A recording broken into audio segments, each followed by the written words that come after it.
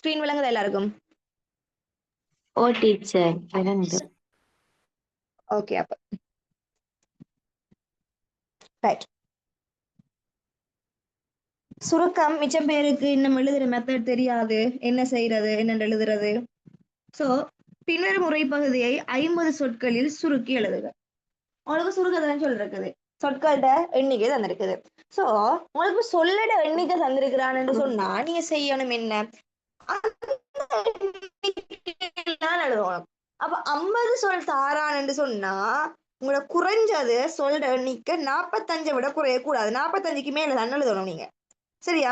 இப்ப 50 சொல்லு எக்யூரேட்டா தந்துட்டானே, உரைப்பகுதியை 50 சொற்கள் சுருக்குங்கன்னா நீங்க 50 இருக்கணும், சரியா? எக்யூரேட்டா சொல் 50 இருக்கணும். சம்டைம் லிமிட் தருவாங்க அப்படின்னா 45 தொடக்கம் 50 சொற்களுக்கு இடையில சுருக்குங்க. அப்படி வந்தா மட்டும்தான் மினிமம் 45 மேக்சிமம் 50 இருக்கணும், சரியோ? இப்போ உங்களுக்கு 50 சொல்ல சுருக்குங்கன்னு தந்ததுனால நீங்க கட்டாயம் 50 சொல் வாரத்துக்கே ட்ரை பண்ணுங்க. ஒன்று கூடையும் வேணாம், 49ல சுருக்கவும் வேணாம், 51ல எழுதவும் வேணாம். ஓரளவு 50க்கு வாரத்துக்கே நீங்க ட்ரை பண்ணுங்க, சரியா? இப்ப சுருக்கம் ஒன்று எழுதும் போது அதுக்கு சொல்லி சில படிமுறைகள் இருக்குது. எனவே சுருக்கம் எழுதும் போது கவனத்தில் கொள்ள வேண்டிய படிமுறைகள் 5. ஒன்று வந்து வாசித்தலும் கிரகித்தலும். எந்த ஒரு பந்தியையும் ஃபர்ஸ்ட் வாசிப்புலையும் எங்களால் விளங்கிக் கொள்ள இயலாது. அது விளங்கே இல்லை, சுருக்கம் அப்படி எழுத இயலா. நான் கூட எழுத மாட்டேன், முதல்ல அது வச்சு எனக்கு எப்படியும் 2வது 3வது வாசிப்புல நான் எழுதுவேன், சரியா? ஏன்னா சுருக்கம் அப்படித்தான். அது மைய கருத்து எடுக்கணும், சப்ப தேடணும், என்ன வர்ணனை இருக்குது, என்ன வர்ணிப்பு இருக்குது, என்ன எடுத்துக்காட்டு இருக்குது, எல்லாம் தேடணும். அப்ப முதலாவது வாசிக்கிற ஒரு ஃபார்மாலிட்டிக்கு நாங்க வாசிக்கிறது ஃபர்ஸ்ட் வாசிங்கோ. 2வது வாசிப்புல மீனிங் எடுக்கிறதுக்கு ஸ்டார்ட் பண்ணிடணும். அப்ப 2வது வாசிப்பு உங்களுக்கு எப்படி இருக்கணும், 7 வினாக்கள் 1வது வாசிப்புல அந்த மெத்தடை செய்யலாம், சரியா? வாசிக்கும் போதே நீங்க எந்த ஒரு சிதறல்களுக்குள்ளேயும் போகக்கூடாது, எந்த ஒன்றையும் யோசிக்க கூடாது. பந்திக்குள்ள நீங்க போகணும், உங்களை நீங்க அப்படியே இழுத்துடணும், பந்தி பேப்பருக்குள்ள நீங்க பூந்துடணும், அப்படியே வாசிக்கணும். என்ன சொல்றான், ஒவ்வொரு வரியையும் மெல்ல மெல்ல வாசிக்க வாசிக்க என்ன நடக்கும், எங்களுக்கு என்ன இது வேற அதுக்காக வேண்டி ஓவரா டைம் இழுக்கிறதும் இல்லை, கொஞ்சம் டைம்களை மேனேஜ் பண்ணிக்கொள்ளணும். ஸோ சுருக்கம் நீங்க கடைசி எழுதுறது மிச்சம் நல்லா, சரியா? எந்த சந்தர்ப்பத்துல டைம் எல்லாம் செட் ஆகுமெண்டா, இந்த 8ஆம் கல்வி இலக்கணம் நீங்க செஞ்சீங்கன்னா டைம் சும்மா சட்டப்படி அமையும். கட்டுரையும் அந்த மாதிரி எழுதலாம், சுருக்கமும் அந்த மாதிரி போடுங்க. காலம் 2 எழுதுற ஆட்களுக்கு டைம் போதாம வர 8ஆம் கல்வி செஞ்சேன்டா நல்லா. ஏன்னா உங்களுக்கு நான் சஜஸ்ட் பண்றேன் 8ஆம் கல்வி செய்யுங்கண்டு தான். 8ஆம் கல்வி பழக்கி விடுவேன் நான், ஏன்னா எங்களுக்கு தெரியும் பேட்டர்ன் எப்படி வரப்போகுது கேள்விண்டு, அதால செய்வோம், சரியா? அப்ப இந்த சுருக்கத்தை நீங்க இப்ப என்ன செய்ய போறீங்கடா, சுருக்கத்துல முதலாவது வாசித்தலும் கிரகித்தலும், 2வது கருத்துக்களை நிரல்படல் கோர்த்தல், சுருக்கம் எழுதுதல், ஒப்பிடுதல், சொற்கள் எண்ணிக்கை கணிப்பிடுதல். அப்ப ஒரு சுருக்கத்துல உதாரணங்கள் காட்டி தந்திருந்தா, வர்ணனைகள் சொல்லிருந்தா, எடுத்துக்காட்டுகள் இருந்தா, நபர்கள்ட அறிஞர்கள்ட கூற்றுக்கள் இருந்தா எல்லாம் விட்டு போட்டு என்னத்தை சொல்ல வாரான், இந்த வரையில என்னத்தை சொல்ல வாரான், இந்த வரையில என்னத்தை சொல்ல வாரான்னு நேரடியான கருத்துக்களை நீங்கள் எடுப்பதன் மூலம் சுருக்கம் ஒன்று அமைக்கலாம், சரியா? அமைச்சு இப்ப சுருக்கத்தை நீங்க எழுதிட்டீங்கன்னு வைங்களே, கடைசா கட்டாயம் சொற்களின் எண்ணிக்கைன்னு எழுதி நீங்க எத்தனை சொல் வந்திருக்குது உங்களோட சுருக்கம். 50 சொல் தான் எழுதணும், பட் நீங்க உங்களோட சுருக்கத்துல எத்தனை சொல் வந்திருக்குது அப்படின்றத நீங்க எண்ணி கட்டாயம் கீழே போடணும். சொற்கள் எண்ணிக்கை கீழே போடாட்டி உங்களுக்கு ஒரு மார்க்ஸ் குறையும், சரியா? அப்ப கட்டாயம் என்ன செய்யணும், சொற்களின் எண்ணிக்கை அப்படின்னு சொல்லி நீங்க போட வேணும், ஓகேயா? ரைட்.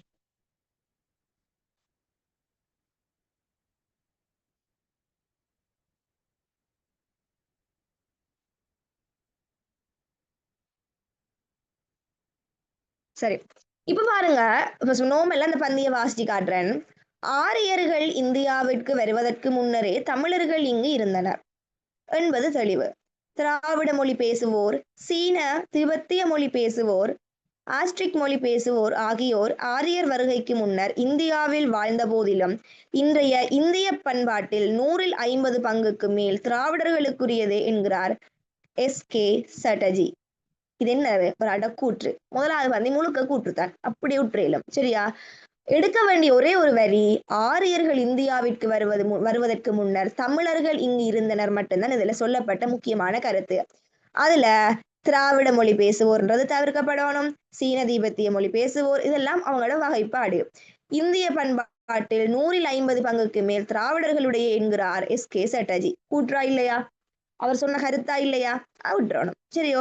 அவர் முதலாவது பந்திலிருந்து நாங்கள் எடுத்த விஷயம், ஆரியர்கள் இந்தியாவிற்கு வருவதற்கு முன்னரே தமிழர்கள் இங்கு இருந்தனர், இவ்வளவுதான் முதலாவது பந்திக்குள்ளால் இருந்து எடுத்த சுருக்கம், இரண்டாவது, திராவிட மொழி குடும்பத்தின் தனிச்சிறந்த மொழியாக கருதப்படும் தமிழ் மொழியின் தொன்மை இன்று வரையிலும் முழுமையாக ஆழமாக ஆராயப்பட்டு நிறுவப்படவில்லை. தமிழ் மொழி அல்டாயிக் மொழிகளோடு கொண்ட உறவுகள் இன்னும் ஆய்ந்து தெளிவுபடுத்தப்படவில்லை.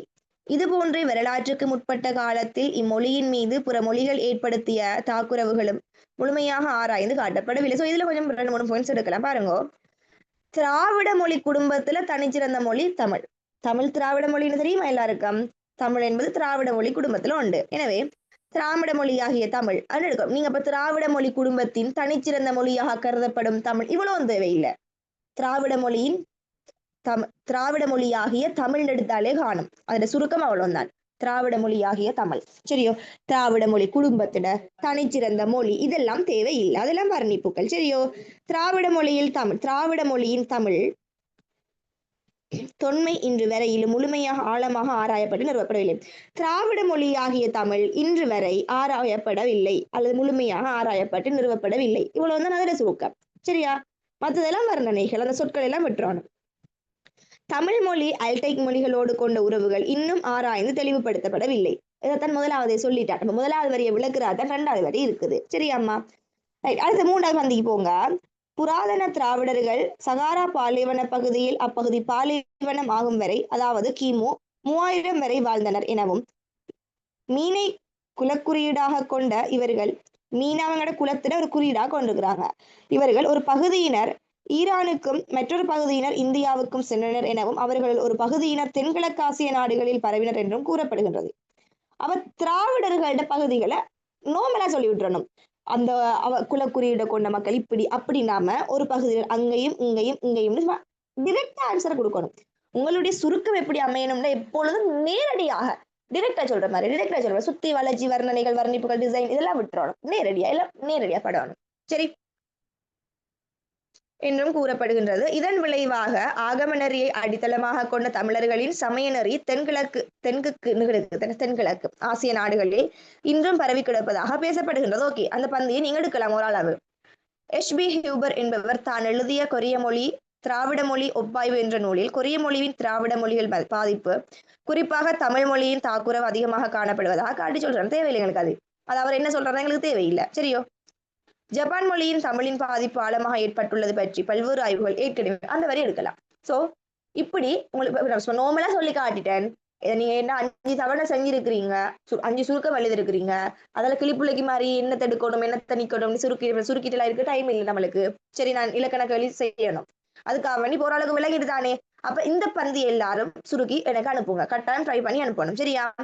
ரைட். அப்ப இந்த கூற்றுக்களை விடுங்கோ, இந்த டிசைன் பண்ற வர்ணனைகள் அடைகள் வர்ணிப்புகள் இதெல்லாம் விடுங்கோ. விட்டு போட்டு டிரெக்டா இருக்கணுமா, இது இப்படி அப்படின்ற மாதிரி போயிடணும். இப்படிப்பட்ட இது அப்படிப்பட்ட இது அதெல்லாம் விட்டுட்டு இது இப்படி அவ்வளவுத்தோட நிப்பாட்டணும். சரியா? இதுக்கு தான் சொல்லுவது சுருக்கம். லாஸ்ட்டுக்கு சுரு சொற்கள் எண்ணிக்கையை போட்டு விடுங்க. 50 சொல்லி அனுப்புங்க பிள்ளைகளோ. ஓகேயா? என்ன கதைக்கான தெரியும்?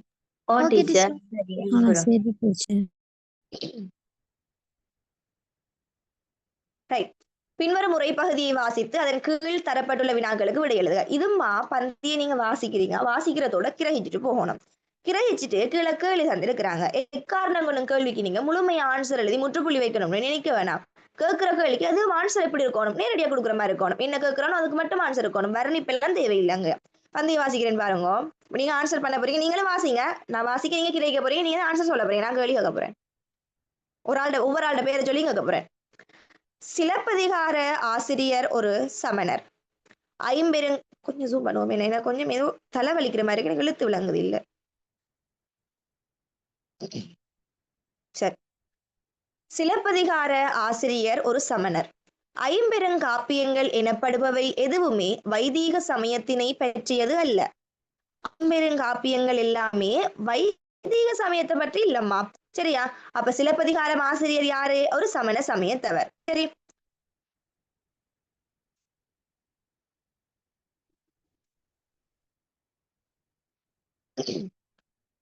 சமணம் பௌத்தம் இரண்டும் கிராமப்புறங்களில் வேரூன்றவில்லை. சமண பௌத்த தத்துவங்களும் நகர்ப்புற தன்மையுள்ளவையாகவே இருந்தன. அப்ப கிராமப்புறங்களில் வேரூன்ற இல்ல, சமண பௌத்தம் ரெண்டுமே வேரூன்ற இல்ல.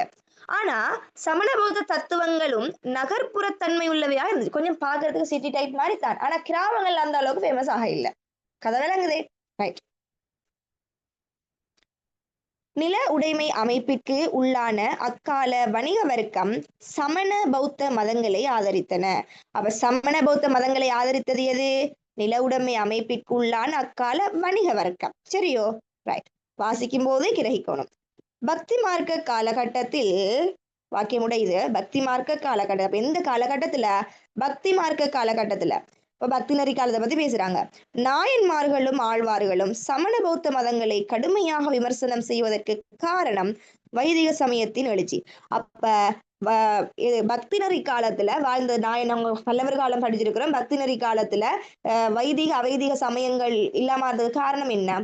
என்ன காரணம்? இந்த சமண பௌத்த சமயங்களை எதிர்த்ததுக்கான காரணம் இந்த வைதிக சமயங்கள் தான் எழுச்சி. இப்ப பல்லவர் காலத்துல தோற்றம் பெற்ற வைதிக அவைதிக சமயங்கள் தெரியும் உங்களுக்கு. அதுலயும் இந்த சைவம் வைணவம் என்றது மிச்சம் ஓங்கி காணப்படுது. இந்த சமண பௌத்தமே இல்லாம போகுதுன்னு இந்த வைதிக சமயங்கள் எழுச்சிதான். சரியா? இன்ன காலத்துல? பக்தி நெறி காலத்துல. பக்தி நெறின்னு போடக்கூடாது, இங்க பக்தி மார்க்கம் இருக்குது. சோ பந்தியில தந்திருக்கிற கீவேர்ட் தான் உங்களோட எங்க யூஸ் பண்ணணும், நீங்க ஆன்சர்லயும் எழுதணும். ரைட்.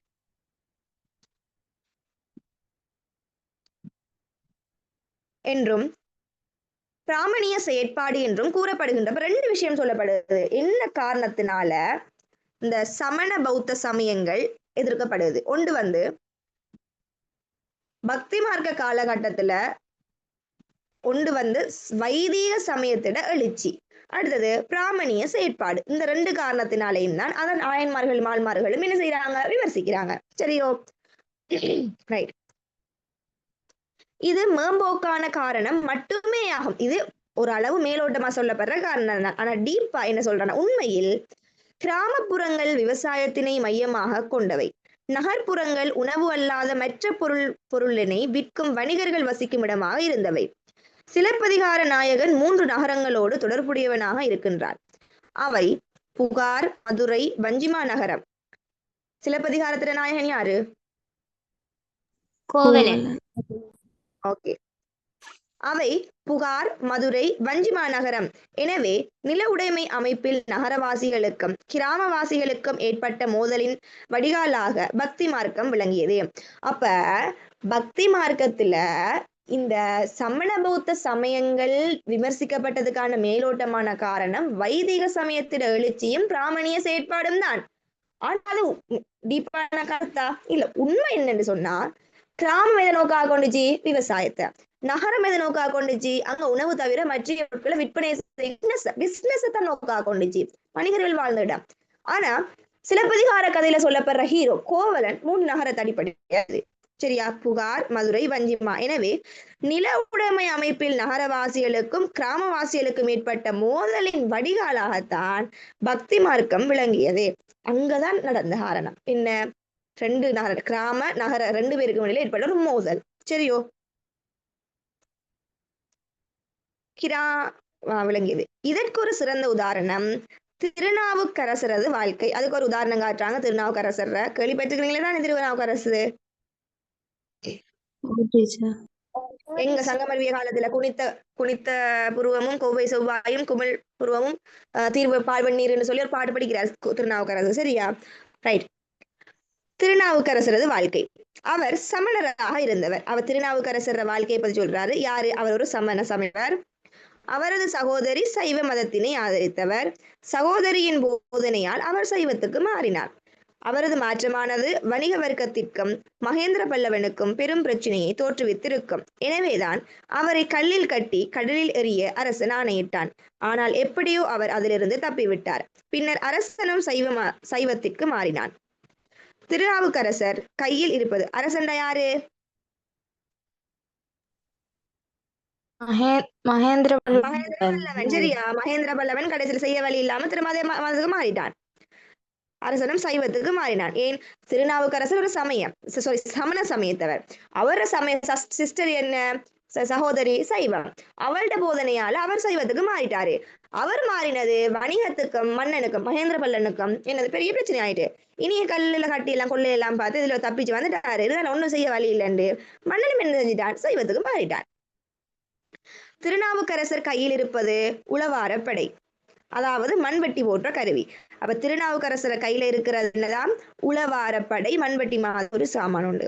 இது விவசாயத்தின் சின்னம். விவசாயத்தின் சின்னம் என்ன?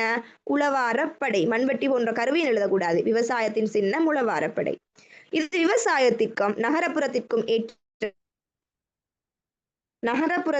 ஏற்பட்ட மோதலை காட்டுகின்றது. அப்ப அந்த சின்ன மோதலை காட்டுறது எது?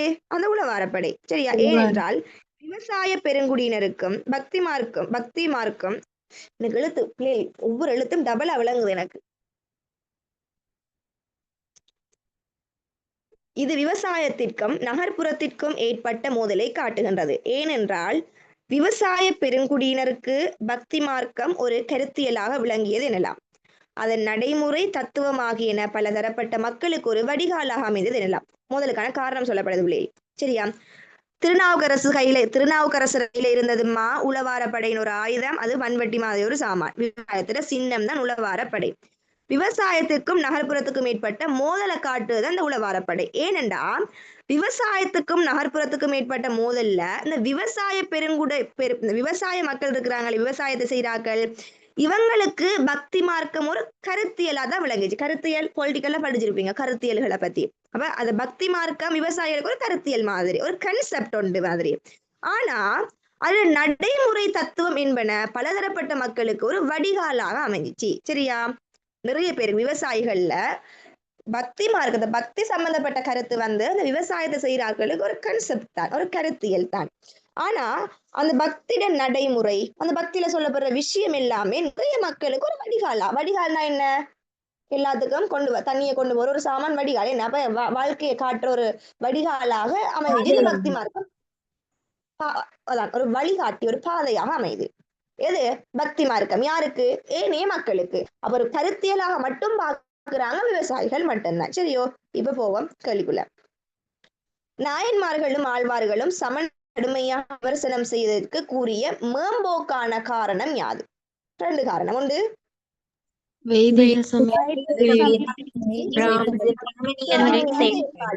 இவ்வளத்தோட நிப்பாட்டணும். வைதிக சமயத்தின் எழுச்சி, பிராமணிய செயற்பாடு, இவ்வளவுதான் விட.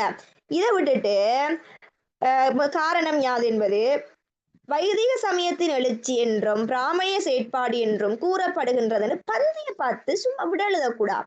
கேட்கிற கேள்விக்கு ஆன்சர் தான் கொடுக்கணும். பந்திய பார்த்தவங்கள காப்பி பண்ண சொல்ல இல்லை. பந்திய பார்த்து என்றும் பிராமணிய செயற்பாடு என்றும் கூறப்படுகின்றது நீங்க எழுதக்கூடாது. பாத்தீங்கன்னா ஒன் ஷாட்ல எப்படி விட வருதுண்டு. நாயன்மார்களும் ஆழ்வார்களும் சமண பௌத்த மதங்களை கடுமையாக விமர்சனம் செய்ததுக்கு கூறிய மேம்போக்கான காரணம் யாது? வைதிக சமயத்தின் எழுச்சி. அடுத்தது 2வது வரியில் முதலாவது வரியில் எழுதுறீங்க வைதிக சமயத்தின் எழுச்சி, 2வது வரியில் எழுதுறீங்க பிராமணிய செயற்பாடு. இவ்வளவுதான் விட. இல்லாட்டி கமா போட்டு எழுதுறீங்க. புலங்கிட்டா? 2வது கேள்வி. திருநாவுக்கரசரை ஆசிரியர் எதன் குறியீடாக குறிப்பிடுகின்றார்? உளவாரப்படை. திருநாவுக்கரசரை ஆசிரியர் எதன் குறியீடாக குறிப்பிடுகின்றார்? ரைட், பாப்போமா.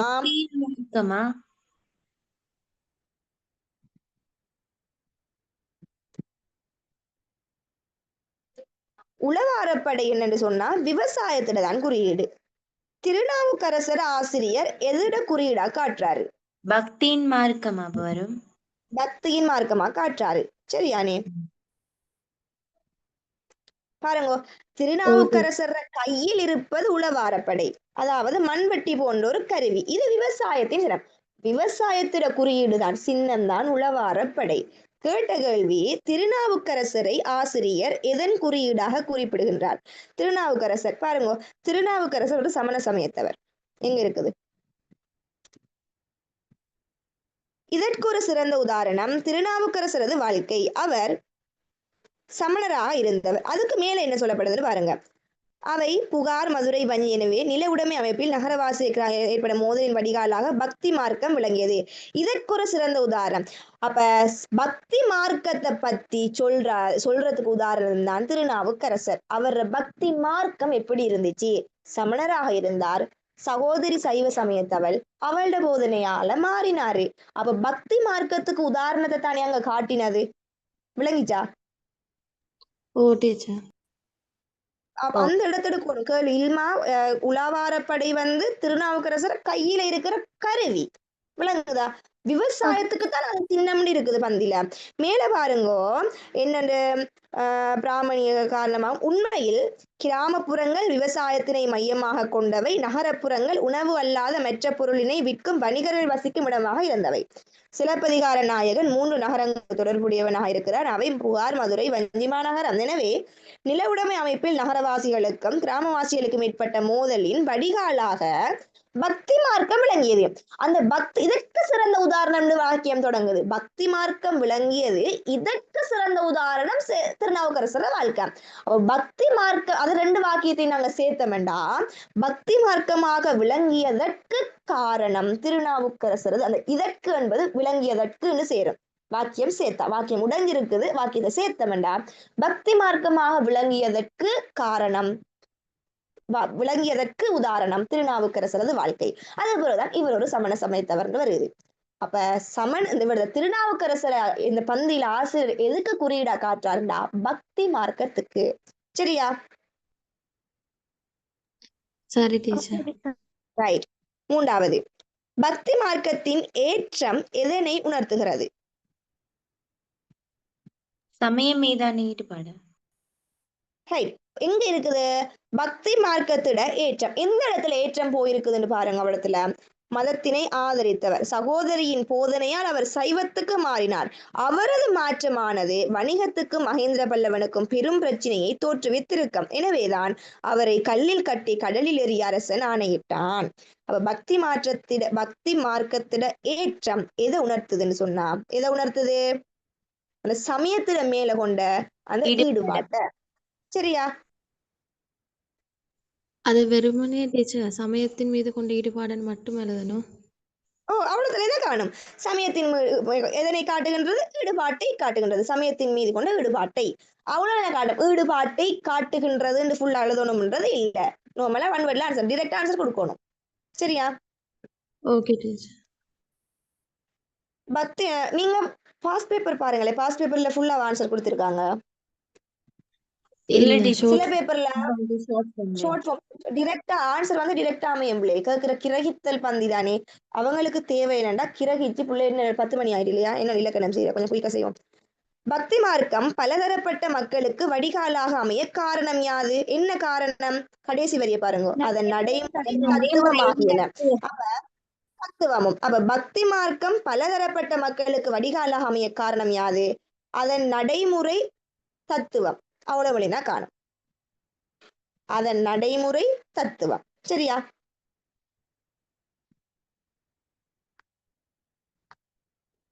விளங்குதே அதன் நடைமுறை தத்துவம் ரைட் அடுத்த கேள்வி இவ்வுரை பகுதியில் சிலப்பதிகாரம் பெறும் முக்கியத்துவத்தினை குறிப்பிடுக சிலப்பதிகாரம் எதிர்பார்த்தேன் நான் 50 காப்பியங்களில் ஒன்று சரியா இவ்வுரை பகுதியில் சிலப்பதிகாரம் பெறும் முக்கியத்துவம் 50 காப்பியங்களில் உண்டு வெரி குட் சமண பௌத்த சமயங்கள் கிராமப்புறத்தில் வேரூன்ற முடியாமைக்கான காரணம் என்ன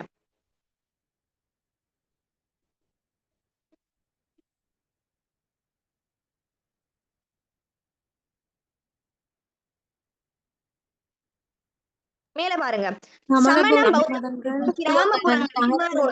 நகர்ப்புறங்களில் ஏற்றதா மட்டும்தான் காணப்பட்டுச்சு சமணம் பௌத்தம் இரண்டும் கிராமப்புறங்களில் வேரூன்றவில்லை சமண பௌத்த தத்துவங்களும் நகர்ப்புறங்கள் தன்மையுள்ளதாக இருந்தன ஏனென்றா நில உடைமை அமைப்பின் உள்ளான அக்காலத்தில் வணிக வர்க்கம் சமண பௌத்த மதங்களை ஆதரித்தன பக்தி மார்க்க காலகட்டத்தில் நாயன்மார்களும் ஆழ்வார்களும் சமண பௌத்த கடுமையாக விமர்சனம் செய்து காணப்பட்டது பிரமாணி காணப்ப உண்மையில் பாருங்க உண்மையில் கிராமப்புறங்கள் விவசாயத்தினை மையமாக கொண்டவை நகர்ப்புறங்கள் உணவு அல்லாத மற்ற பொருளினை விற்கும் வணிகர் வசிக்கும் இடமாக இருந்தவை சரியா அவ சமண பௌத்த சமயம் கிராமப்புறத்தில் வேரூன்ற முடியாமைக்கான காரணம் என்னண்டா அதை ஆதரிச்சது வந்து நகர்ப்புற மக்கள் சரியா ஓகே டீச்சர் அவ்வளவுதான் ஏனென்றா அது யாருக்கு பொருத்தமா இருந்துச்சுன்னா நகர்ப்புற மக்களுக்கு பொருத்தமா இருந்த காரணத்தினால இது இவங்களுக்கு விருப்பம் இல்லாம போனுச்சு அடுத்தது வந்து இன்னொன்று இருக்குது பாருங்க கீழே இருக்குல்ல விவசாய பெருங்குடியினருக்கு பக்தி மார்க்கம் அது பக்தி மார்க்கத்தை பத்தி பேசுறேன் சரி சமண பௌத்த சமயம் ஏன் ஒருவேளை இப்படி கேட்டிருந்தாங்கன்னா விவசாய பக்தி மார்க்கம் கிராமியப்புற மக்களுக்கு கிராமப்புற மக்கள் அதை வருத்தமை இந்த பின்பற்றாமைக்கான காரணம் என்ன? பக்தி மார்க்கத்தை அங்க விவசாயம் தானே மையம். ஏனென்றா அவங்க ஒரு கருத்தியலாக மட்டும்தான் பார்த்தாங்க. அதை நடைமுறை என்னது பார்க்க இல்லை, அதோட வாழ்க்கை என்னது பார்க்க இல்லை, தத்துவம் என்னது பார்க்க இல்லை. அது வந்து ஓகே இது கான்செப்ட் அவ்வளவுதான், இதுதான் ஏன் படிக்கணும் அப்படின்னு இருந்திருப்பாங்க. சரியானே? எனவே அப்படி ஒரு கேள்வி வந்தா சும்மா சொல்றேனே. அப்ப சமண பௌத்த சமயங்கள் கிராமப்புறத்தில் வேரூன்ற முடியாமைக்கான காரணம் வந்து மேல இருக்குது. இது வந்து நகர்ப்புறங்களுக்கே உரியதாக இருந்துச்சு. சமண பௌத்த தத்துவங்கள் நகர்ப்புற தன்மையுள்ளதாக இருந்தன. எனவே அது என்ன செய்யல, கிராமத்துல வேரூன்றப்பட இல்லை. இவ்வளவுதான் ஆன்சர். எனவேம்மா கிரகித்தல் பந்தி கேள்வி என்ன செய்யணும், நீங்க கேள்விகளுக்கு ஆன்சர் டிரெக்டா கொடுக்க பழகணும். சரியோ? இப்ப நான்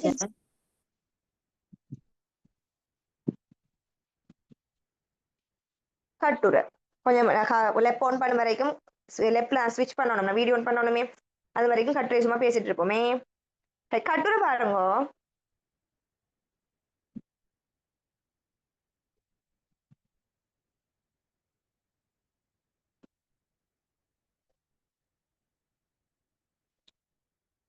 பின்வருவனவற்றுள் யாதேனும் ஒரு தலைப்பை தெரிந்து 300 தொடக்கம் 350 சொல் கட்டுரை ஒன்று எழுதுக. இருங்களா, ஸ்விட்ச் பண்ணிட்டு வரேன்.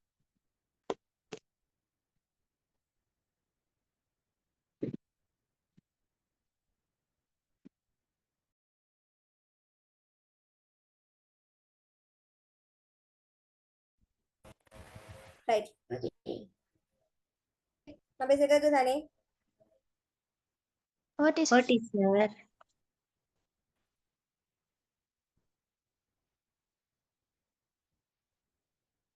குரூப்ல மாஹிதா இது போட்டிருக்குது, கல்வி அமைச்சால பேப்பர்ஸ் இல்மா மட்டும் தான் எனக்கு செஞ்சு அனுப்பிச்சு.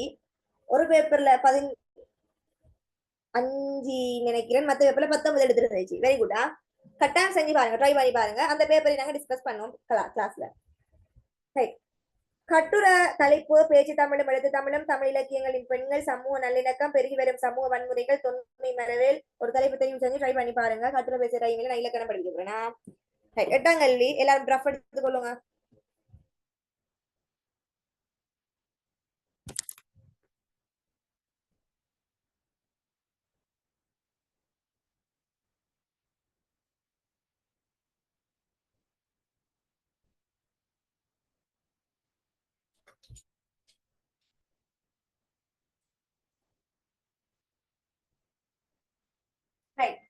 பாருங்க, பின்வரும் வாக்கியத்தில் உள்ள பொருள் மயக்கத்தை, முதலாவது உங்களோட கேள்வி எப்படின்னு சொன்னா பொருள் மயக்கம் பார்க்கிறதா முதலாவது கேள்வி எப்படி அமைய போகுது, உங்களோட கட்டாயம் பொருள் மயக்கம் காண்றதுதான் அமைய போகுது. சரியானே? பொருள் மயக்கம் பாக்குற எப்படின்னு சொல்லி நாங்க பழைய ஆக்களுக்கு தெரியும் சொன்னா 20 கேள்வி நாங்க பார்த்தோம் இல்லையா? அது MCQ 3ஆம் மாசம் படிச்சோம் இல்லையா?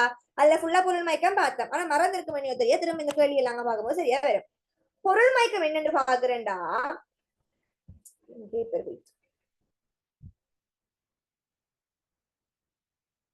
அந்த வாக்கியத்தை நீங்க பிரிச்சு சேர்த்து வாசிக்கிற சந்தர்ப்பத்துல பொருள் மயக்கத்தை கண்டுபிடிப்பீங்க. பாருங்க, செல்லம்மா மாதாந்தம் பிள்ளை பெற்றமைக்காக நிவாரணங்களை பெற்று வந்தாள். இங்க பாருங்க, செல்லம்மா வாக்கியத்தை உடைக்கிறேன்னா செல்லம்மா மாதாந்தம் பிள்ளை பெற்றமைக்கா. இந்த மாதாந்தம் யாரப்பா பிள்ளை வர்ற? மாதாந்தம் பிள்ளை ஒரே மாசம் பிள்ளை வந்துட்டு இருக்கேனுமா? சரியா? அப்ப செல்லம்மா மாதாந்தம் பிள்ளை பெற்றன்னு சொன்னதுதான் நாங்க இருக்கிற பொருள் மயக்கம். அப்ப பிள்ளை பெற்றதுக்காகத்தான் மாசம் மாசம் அவள் நிவாரணம் வாங்கினாள். இப்ப விளங்கிட்டா பொருள் மயக்கம் எப்படி அமைஞ்சிருக்குதுன்னு சொல்லி. எனவே பொருள் மயக்கம் பார்க்கும்போது நீங்க என்ன செய்யணும்டா, சொற்களை சேர்த்து பிரிச்சு பாக்குற சந்தர்ப்பத்துல என்ன செய்யலும், நீங்க பொருள் மயக்கத்தை கண்டுபிடிக்கலும். அப்ப செல்லம்மா மாதாந்தம் பிள்ளை பெற்றமைக்காக நிவாரணங்களை பெற்று வந்தாள். கேள்வி பாருங்க, பின்வரும் வாக்கியத்தில் உள்ள பொருள் மயக்கத்தை இனங்கண்டு விளக்குக. தங்கமே சொல்றது விளக்குக மட்டும்தான், திருத்தி எழுத தேவையில்லை. நீங்க சம்டைம் சொல்லுவாங்க இனங்கண்டு விளக்கி திருத்தி எழுதுகன்னு சொல்லுவாங்க. விளங்குதா? திருத்தி எழுத சொன்னா மட்டும் திருத்தி எழுதுறதுக்கு போங்க, வாக்கியத்தை பிள்ளைய திருத்தி எழுதுங்க. எப்படி திருத்தி எழுதுவீங்க? பிள்ளை பெற்றமைக்காக செல்லம்மா பிள்ளை பெற்றமைக்காக மாதாந்தம் நிவாரணங்களை பெற்று வந்தால் வாக்கியம் திருந்தம். எல்லாரும் டஃப் எடுங்க, டஃப் எடுங்க. 2020 FWC போடுங்க, போட்டு 8ஆம் கேள்வின்னு போட்டு முதலாம் நம்பரை போட்டு வாக்கியத்தை திருத்தி எழுதுங்க. நான் சொல்ல வாக்கியத்தை திருத்தி எழுதுங்க, சும்மா எழுதி வைங்க. செல்லம்மா பிள்ளை பெற்றமைக்காக நிவாரணங்களை பெற்று வந்தாள் இப்படின்னு வரணும். சரியா?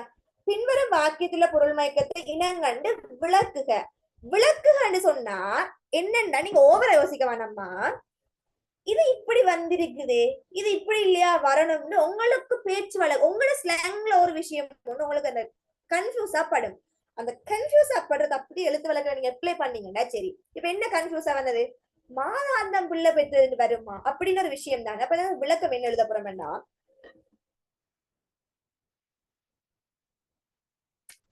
செல்லம்மா மாதாந்தம் பிள்ளை பெற்றமைக்காக நிவாரணங்களை பெற்று வந்தாளா, பிள்ளை பெற்றமைக்காக மாதாந்தம் நிவாரணங்களை பெற்று வந்தாளா என்பதே இங்குள்ள பொருள் மயக்கமாகும் அப்படின்னு எழுதணும்.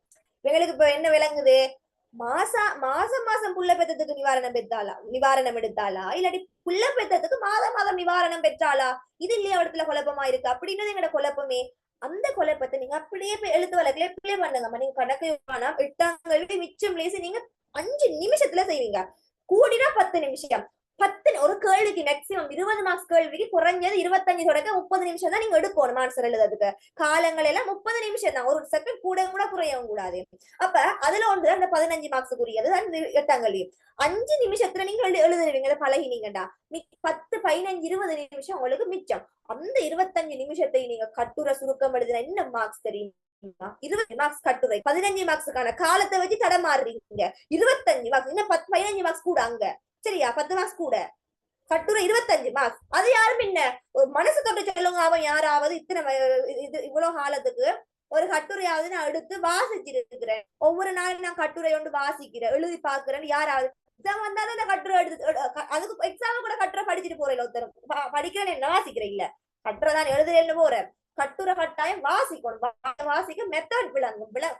இதுக்கு பிறகு எல்லாரும் காலையில எழும்பி மத்த பாடம் படிக்க முதல் ஒரு கட்டுரை புக் எடுத்து ஒவ்வொரு கட்டுரைய கிடக்கிற தலைப்பெல்லாம் வாசிங்க, சும்மா வாசிங்க. வாசிச்சுட்டு அடுத்த பாடம் படிக்க போகணும்.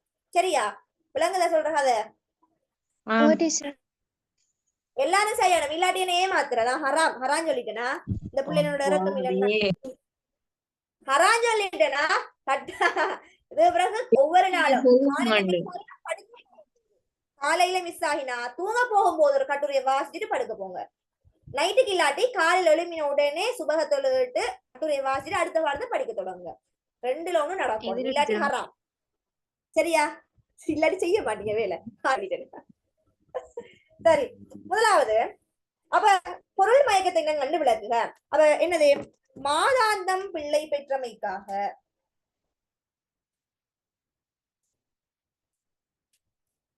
செல்லம்மா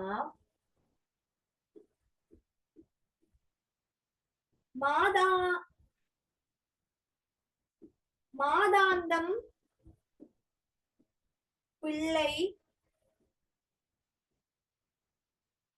பெற்றமைக்காக என்பதே இங்குள்ள பொருள் மயக்கமாகும். சிலாக்கள் எழுதுவாங்க. அது குறிப்பிடுதுமா. சரியா? விஷயம் கிடக்கு எப்படின்னு சொன்னா, பின்வரும் வாக்கியத்துல இருக்கிற பொருள் மயக்கத்தை குறிப்பிட்டு விளக்குகள்னு சொல்லுவாங்க. குறிப்பிடுதண்டா இதுல பொருள் மயக்கமா இடம்பெற்றது இந்த சொல் தான், இந்த வரிதாண்டு சொல்லி காட்டுவோமே, அதுதான் குறிப்பிடு. இதுல எப்படி குறிப்பிடுங்க பாருங்க. செல்லம்மா மாதாந்த பிள்ளை பெற்றமைக்காக என்பதே இங்குள்ள பொருள் மயக்கமாகும். அவ்வளவுதானே பொருள் மயக்கமா இருக்குது. மாதாந்தம் பிள்ளை பெற்று வரக்கூடாதானே, அவ்வளவுதான் பொருள் மயக்கமா இருக்குது. எனவே இது குறிப்பிடுறோம். குறிப்பிட்டுட்டேன் சரிதானே. இங்குள்ள பொருள் மயக்கமா இது குறிப்பிடுறது. விளக்குற எப்படின்னா, செல்லம்மா மாதாந்தம் பிள்ளை பெற்றமைக்காக நிவாரணம் பெற்றாளா, பிள்ளை பெற்றமைக்காக மாதாந்தம் நிவாரணம் பெற்றாளா என்பதே இங்குள்ள பொருள் மயக்கமாக என்பது அதனுடைய விளக்கம். உங்களோட பாஸ் பேப்பர்ல இருக்கும். ஆங்கிலேயர்கள வருகையால எழுச்சி கொண்டிருந்தது திரும்ப வந்துச்சா, இல்லாட்டி எழுச்சி கொண்டிருந்தது ஆங்கில வருகையால தான் எழுச்சி கொண்டுருச்சு அப்படின்னு ஒரு விஷயம் இருக்குது. இதுக்குதானே பாஸ் பேப்பர் பாக்கல தரம் பாருங்க, எனக்கு வருஷம் மறந்து போயிட்டு ஆனா இருக்குது. இலக்கண கல்யாணம் சொல்ற இல்லையா, அந்த கழிவாச்சுப்பட்டு இல்ல, கட்டாயம் செய்யுங்க, ட்ரை பண்ணுங்க சரியா. அதனால குறிப்பிடுதுன்னு சொன்னாமா இந்த இடம் இப்படி வந்ததால இது பொருள் மயக்கமாகும் என்றது குறிப்பிடுவது. விளக்கு என்று சொல்றது என்னடா, இப்படி வந்துச்சா அல்லது இதுக்காக இப்படி வந்துச்சா அப்படின்னு வந்திருக்கிறது பொருள் மயக்கம்ன்றது விளக்கம்.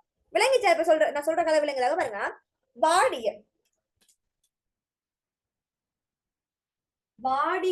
காடன்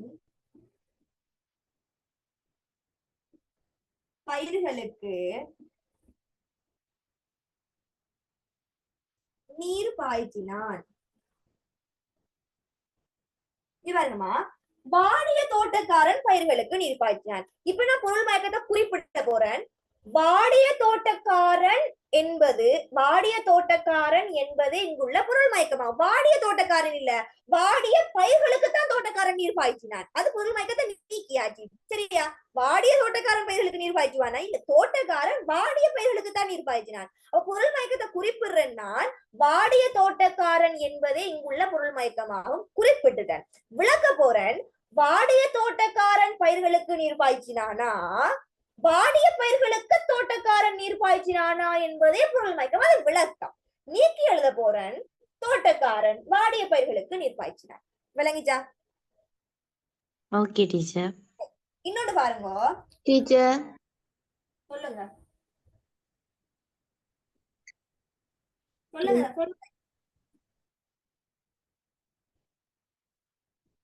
டீச்சர் ஃபர்ஸ்ட்டுக்கு பொருள் மயக்கம் என்னன்னு சொல்லிட்டு நாங்க லாஸ்ட்டுக்கு திருத்தி எழுதினா சரிதானே? அப்ப கேள்வி கேட்கிற மாதிரி தான். உங்களுக்கு பின்வரும் வாக்கியத்தில் இருக்கிற பொருள் மயக்கத்தை குறிப்பிட்டு விளக்குகண்டா ஃபர்ஸ்ட்டுக்கு குறிப்பிடணும், பிறகு விளக்கணும். இனங்கண்டு விளக்குகண்டா விளக்கணும். இனங்கண்டு விளக்க போறீங்க, இது இப்படி இப்படின்னு விளக்கணும். பொருள் மயக்கத்தை இனங்கண்டு விளக்கி திருத்தி எழுதுகண்டா இனங்கண்டு என்னென்ன விளக்கி திரும்ப பொருள் மயக்கத்தை நீக்கி வாக்கியத்தை சரியா எழுதணும். கேள்வி கேட்கிற மாதிரி ஆன்சர் அமையணும்.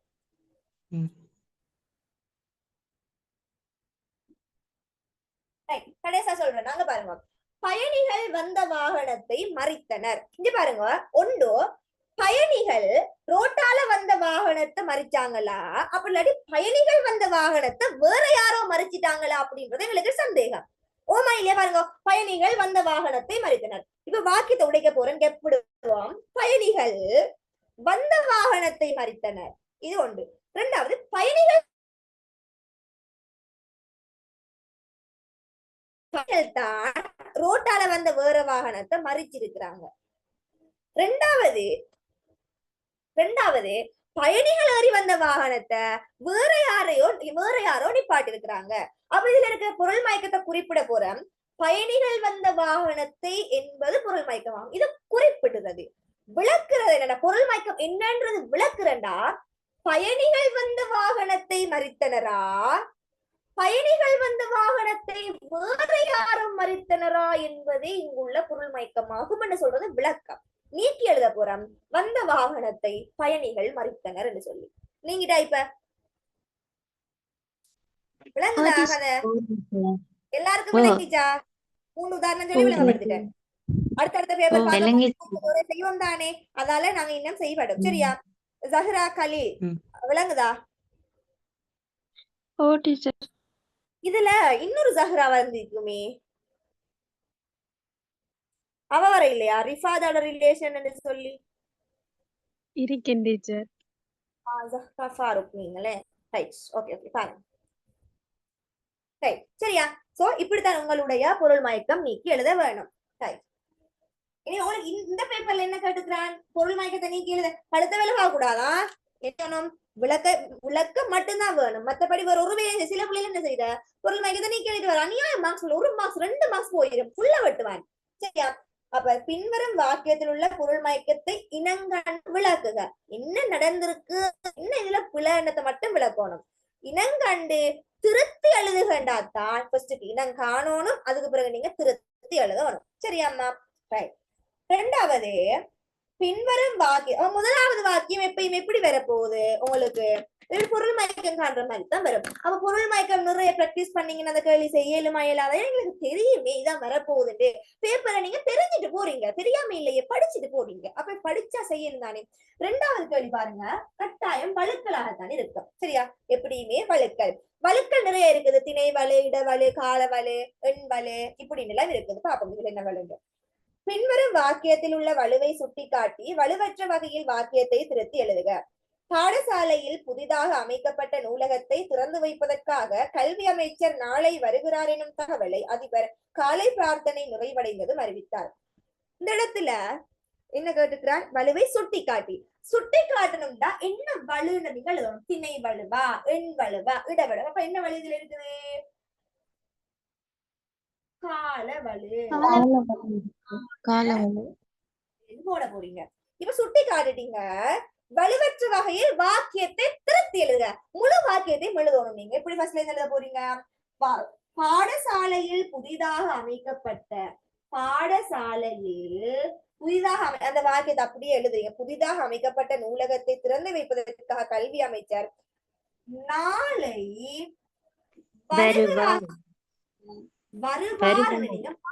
அப்படி எழுதி போற வாக்கியத்தாங்க. வருகிறார் மட்டும் என்னன்னு மாறணும். வருவார்.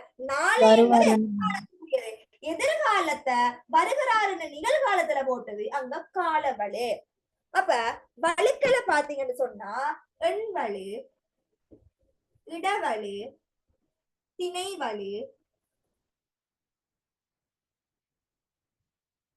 காலவலு. வேற என்ன வழுக்கள் இருக்குது? சரிதானே? நிறைய இருக்குது. இடை சொற்கள வழி இருக்குது, வாக்கிய வழி இருக்குது, முற்று வழி இருக்கு, ஏகார வழி நிறைய இருக்குது. இது மெயினான அந்த விஷயங்களை கொஞ்சம் பார்ப்போம். எண் வலுன்னு சொல்றது எண்ணிக்கை 1 2 3 நம்பர்ஸ் தானே. அப்படின்டா ஒருமை பன்மையில வலுவாரது.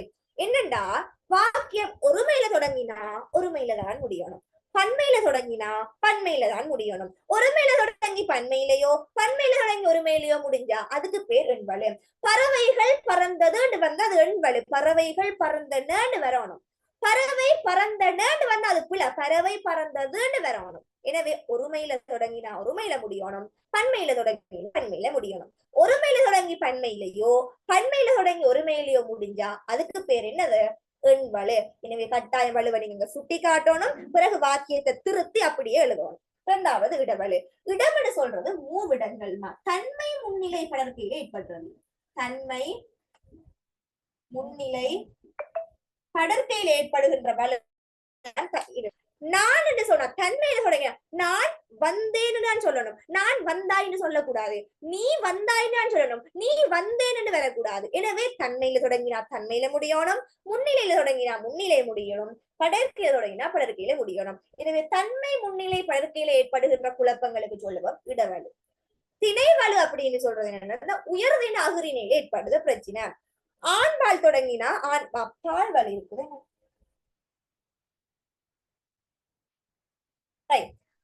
திணைவலுண்டா உயர்தின அகுரிணையில மனிதன் நடந்தான்னு தான் வரணும். சரியா? அது மாதிரி அவள் சென்றாள்னு வரணும். சரியா? அவள் சென்றதுன்னு வரக்கூடாது. அது ஓடினதுன்னு தான் வரணும். அது ஓடினான் என்று சொல்லி வரக்கூடாது. பாருங்க, காலையும் மாலை. சும்மா ஒண்ணு காட்டுற பாருங்க. இங்கு காலையும் மாலையும் வந்தது. என்ன புல? எந்த சொல் புல? என்ன மாறணும்?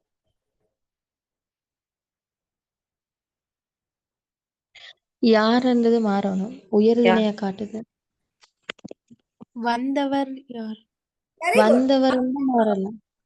அப்ப இந்த இடத்துல திணைவலு இடம்பெற்றிருக்குது. யார் என்பது உயர்திணைக்குரிய கேள்வி. முடிஞ்சிருக்குது அகரிணைக்குரிய முற்று. இங்க காலையும் மாலையும் வந்தவர் யாருன்னு வரணும். அப்படி இல்லையா வந்தது எதுன்னு வரணும். ஒண்ணு இது மாறணும் அல்லது இதுக்கேத்த மாதிரி இது மாறணும். இந்த இது இருக்க இதுவோ இது இருக்கு இதுவோ வர. ஒன்று யார் என்று உயர்திணை கேள்வி வந்தா அங்க வந்தவர் மாறணும். வந்தது இருக்குதுன்னு சொன்னா இங்க வரணும், வந்து யாது அப்படின்னு வரணும். விளங்குதா? இதுவே இங்க நான் என்ன செய்யுது, திணை வலு இருக்குது, இதான் உயர்திணை. பால்வலுண்டா அவள் வந்தான், அவன் வந்தாள், ஆண்பால பெண்பாலுக்கும் பெண் ஆணுக்கும் அப்படின்னு போடுற இதெல்லாம் பாலுக்குள்ள வரப்போகுது. சரிதானே? இதுகளுக்கு தான் வலுக்கள்னு சொல்லுவோம். அந்த அடிப்படையில வலுக்கள் லேசி பிள்ளைகள், அதால வலுவை சுட்டி கட்டாயம் வலுவை என்னன்னு சுட்டி காட்டணும், பிறகு நீங்க திருத்தி எழுதணும். அப்ப 2வது கேள்வி சரிதானே? 3வது போகும்.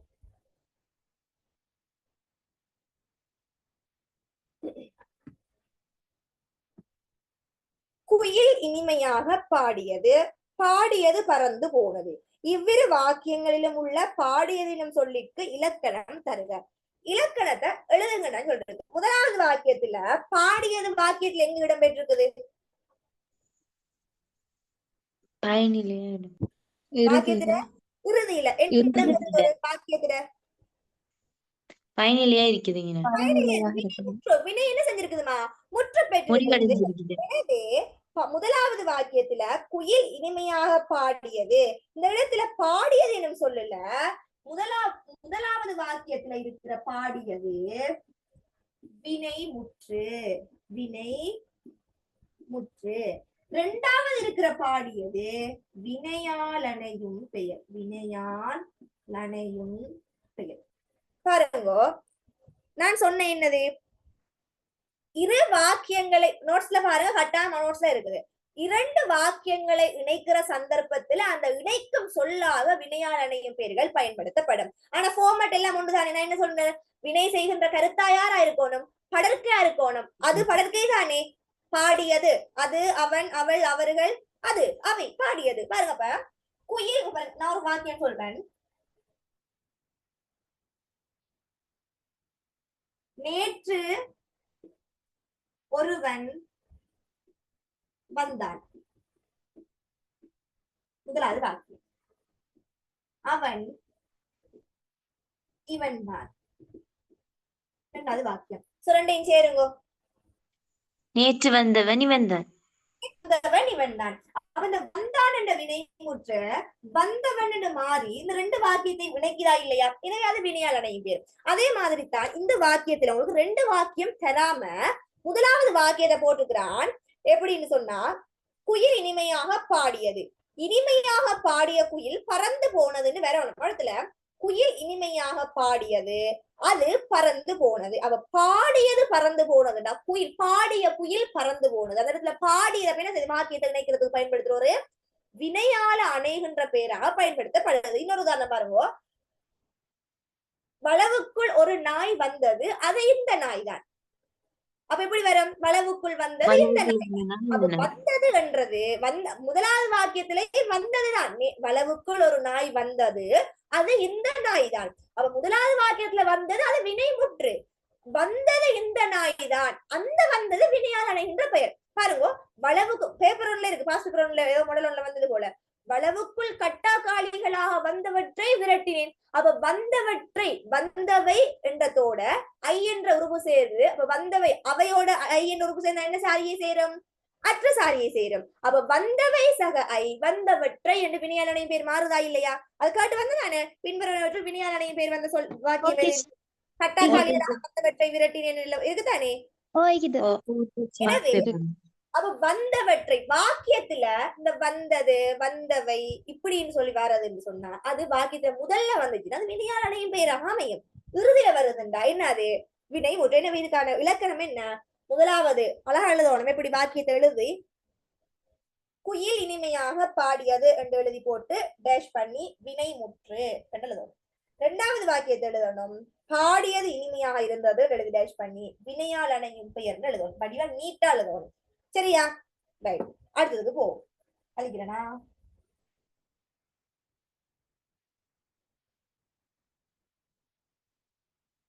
அம்மா வர குழந்தை அழுகையை நிறுத்தியது. இவ்வாக்கியத்தில் உள்ள எச்சத்தொடரை எடுத்து காட்டி. எச்சத்தொடர் என்ன? அம்மா வர. தலைமை தொடர் என்ன? குழந்தை அழுகையை நிறுத்தியது. பிள்ளைகள் எச்சத்தொடர், எச்சத்தொடர் நிரப்பி தொடர், சார்பு தொடர் எல்லாம் ஒரே வேர்ட். சரிதானே? சார்பு. எச்சமண்ட இன்னும் முடிகையில தொங்கிட்டு நிக்குது. நிரப்பின்னு சொன்னா இந்த வாக்கியம் நிரம்பையில அறகுறையா நிக்குது. அந்த வாக்கியத்தை நிரப்புறது, இடைவெளியை நிரப்புற தொடர் நிரப்பி தொடர். சார்பு தொடர்னா தலைமை தொடருக்கு சார்பா வந்திருக்கிறது. மூன்று முறை கருத்து. சரியோ? அப்ப குழந்தை அழுகையை நிறுத்தியது தலைமை. எதுக்காக? அம்மா வர. என்னத்துக்கு? அம்மா வர என்பது எச்சத்தொடர். எனவே எச்சத்தொடர் எடுத்து காட்டுறீங்க. அம்மா வர எடுத்து காட்டிட்டீங்க. ரெண்டாவது அதோட வாக்குகளி முடிய இல்ல. அது எவ்வகை எச்சத்தொடர்? எந்த வகை எச்சத்தொடர்? வர என்பது என்ன வாய்ப்பாடு?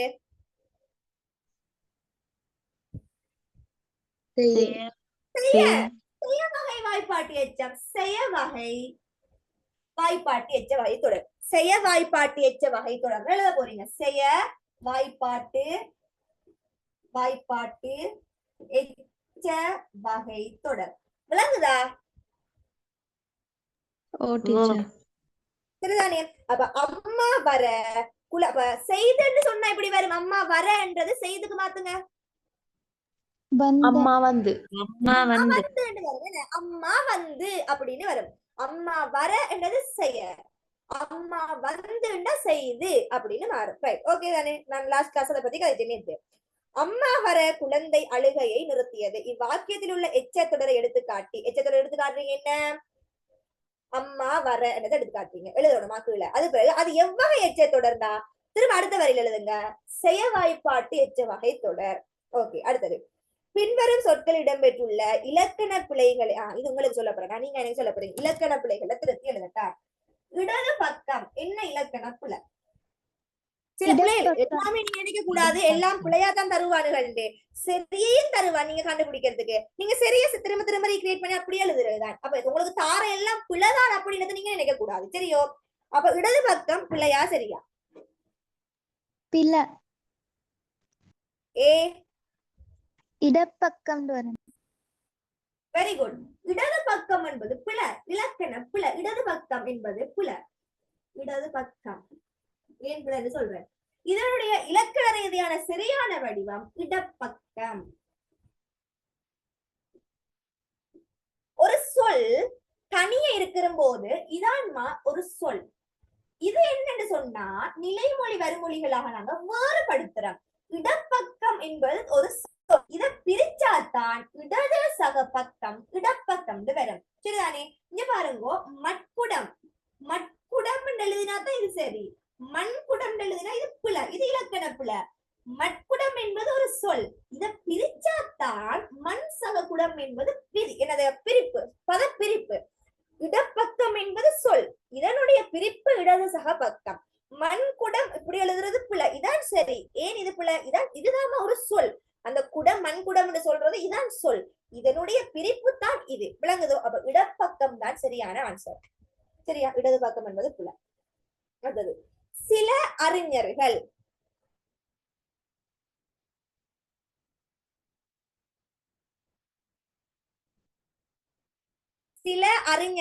என்ன? அறிஞர்கள் சிலர். அறிஞர்கள் சிலர் வரணும். சரிதானே? சில அறிஞர்கள், பல அறிஞர்கள். அறிஞர் உயர்திணைக்கு என்ன செய்யற இல்ல, சில பல யூஸ் பண்ற இல்ல. சிலர் பலர். உயர்திணை அகரிணைக்கு தான் சில பல யூஸ் பண்ணணும். உயர்திணைக்கு சிலர் பலர் யூஸ் பண்ண. சில அறிஞர்கள் இல்ல, அறிஞர்கள் சிலர் என்று வரணும். சரியா? அறிஞர்கள் சிலர்.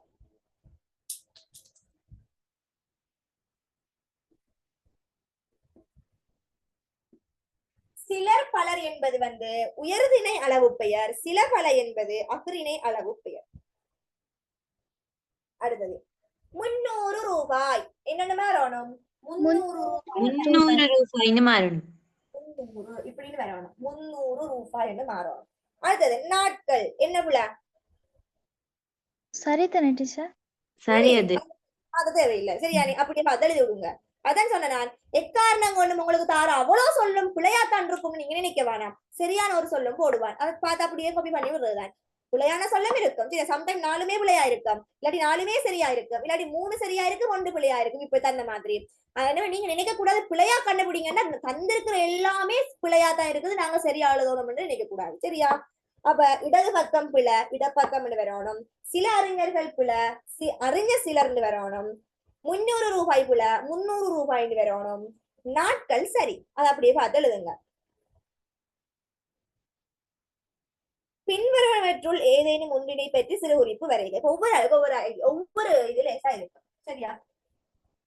சிறு குறிப்பு எழுத சொல்லி கிடக்கு. ஒரு பக்கத்தோட நிப்பாட்டினா காணும். எனக்கு இதை பத்தி எல்லாம் தெரியும் அலாய் பலாய்னு சொல்லி அடிச்சு தட்டுறையில 2-3 பக்கத்துக்கு வெறும் 5 மார்க்ஸ் பிள்ளைகள் 5 மார்க்ஸுக்கு நீங்க இந்த பக்க கணக்கு எழுத தேவையில்லை. ஒரு பக்கத்தோட லிமிட் பண்ணி அரை பக்கம் எழுதினாலும் காணும். என்ன பாயிண்ட், முக்கியமான பாயிண்ட்ஸ் வந்தா சரி. உதாரணம் காட்டினீங்கன்னா அவ்வளவுதான். விஷயம் வரைவிலக்கண கொடுக்குறோமா, உதாரணத்தை காட்டுறோமா, அவ்வளவுதான். அதான் 5 மார்க்ஸ் எக்யூரேட்டா போடுவான், யோசிக்க வேணாம், கட்டாய மார்க்ஸ் தருவான்.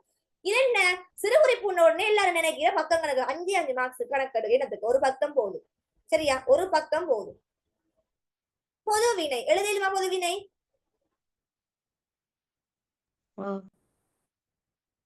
பொதுவினை பத்தி பார்ப்போம்.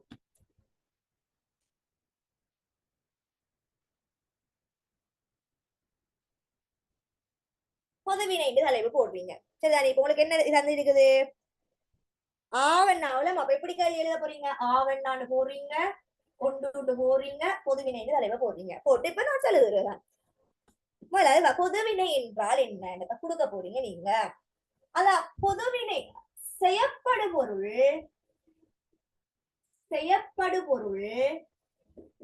குன்றியும் குன்றாமலும் பொதுவாக வருகின்ற வினைகளே பொதுவினை எனப்படும். வரைவிலக்கணம் பொதுவினைனா என்னன்னு சொல்றேன். சரிதானே? செய்யப்படு பொருள் குன்றியும் குன்றாமலும் பொதுவாக வருகின்ற வினைகளே பொதுவினை எனப்படும். சரியா? பொதுவினைன்னு சொன்னா என்ன? ஒரு வினை அடிகள் தந்திருப்பாங்க. அதுல நீங்க என்ன செய்யணும்? பார்த்து செய்யப்படு பொருள் குன்றின மாதிரியும் இருக்கும், குன்றாத மாதிரியும் இருக்கும். இப்படிப்பட்ட ஒரு வினைகளுக்கு தான் என்னன்னு சொல்றாங்க? பொதுவினை. உதாரணமாக இப்ப உதாரணம் காட்ட போறீங்க நீங்க. உதாரணம் எரி, நடை, முறி. இப்படின்னு சுமார் 3-4 உதாரணத்தை எழுதி வைக்கிறீங்க. வச்சு போட்டு ஒரு உதாரணத்தை விளக்க போறீங்க. ஒரு உதாரணத்தை விளக்க போறீங்க. இவர் மேற்கூறப்பட்ட உதாரணங்களுள் ஒரு உதாரணத்தை விளக்கி காட்டணுமே நாங்க பொதுவினை எப்படின்னு சொல்லி. உதாரணங்களுள் எது என்பது செய்யப்படு பொருள் குன்றியும் நான் சொல்ல எழுதுங்களே. சொல்ல எழுதுங்க. செய்யப்படு பொருள் குன்றியும் குன்றாமலும் பொதுவாக வருகின்ற வினைகளே பொதுவினை எனப்படும். நீங்க அந்த பாடமாக்கி தியர்ல இருக்கிற தாழ்தோறும் இல்ல, இலக்கணம் இப்படி வந்தாதான் இதுன்னு உங்களுக்கு விளங்குதுன்னா அதை உங்களோட மொழி நடையில எழுதுறீங்களோ அதான் சிறு குறிப்புமா. இந்த நூமான் சார் புத்தகத்தை தெரியுமா? அந்த புத்தகம், இந்த புத்தகத்தை பாடமாக்கி கொண்டு போய் அது இல்ல, அதை பாடமாக வானாம தரம். அது நூமான் சார் புத்தகம் தெரியுது. அது நிறைய விளக்கம் கிடைக்கும். அதெல்லாம் எழுதி முடிச்சுக்க மாட்டீங்க நீங்க. சிம்பிளா விளங்குங்கோ. பொதுவினைன்னு சொல்றது இவ்வளவுதான். செய்யப்படும் பொருள் குன்றையும் குன்றாமலும் பொதுவாக வருகின்ற வினைகளே பொதுவினைகள் எனப்படும். பொதுவினை எனப்படும். உதாரணமாக எரி, நன்னை, முறி அப்படின்னு சொல்லி பொதுவினைகளை கொஞ்சம் போடுறீங்க. போட்டுட்டு என்ன சொன்னேன்? மேற்கூறப்பட்ட உதாரணங்களுள் எரி என்பதை எடுத்து நோக்கினால் இது செய்யப்படும் பொருள் குன்றையும் குன்றாமலும் அமையும். அதாவது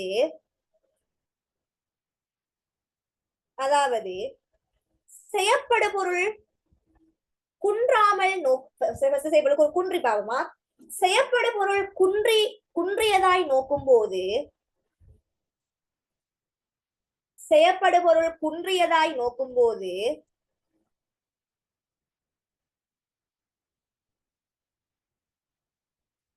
செய்யப்படு பொருள் குன்றியதாய் நோக்கும் போது எரிந்தது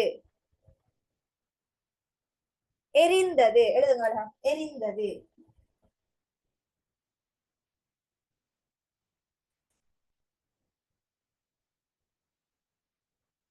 செய்யப்படு பொருள் குன்றியதாய் நோக்கும் போது எரிந்தது எனும் வினையை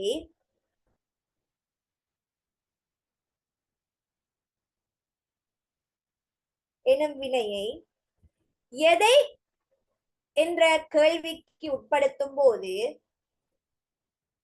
என்ற வினை இப்ப எங்களுக்கு என்ன இப்ப எரிந்ததை எதைன்னு கேட்டா அதுக்கு விட வருவது இல்லை, எரிந்ததை செய்யப்படுவது குன்று இருக்குது. இது அப்படி எழுதுறதுதான் சரியா? நீ எங்களை மொழிகளில் சொல்லிட்டு போறதுதான். இப்ப நானும் நினைச்சுதான் சொல்லிட்டு போறேன், நான் ஒண்ணு வந்து பாடமாக்கி வைக்க இல்லை சரியா? அப்ப என்ன சொன்னேன் கடைசா? எதை என்ற வினையை இல்ல இல்ல எதை வினையை எதை என்ற கேள்விக்குட்படுத்தும் போது எரிந்தது என்ற வினையை எதை என்ற கேள்விக்குட்படுத்தும் போது அங்கு செயற்படுபொருளை கண்டுகொள்ள முடியாது அல்லது செயற்படுபொருள் குன்று இருக்கும். எரிந்தது என்ற வினையை எதை என்ற கேள்விக்குட்படுத்தும் போது செயற்படுபொருள் ஒன்றை எடுக்க முடியாது.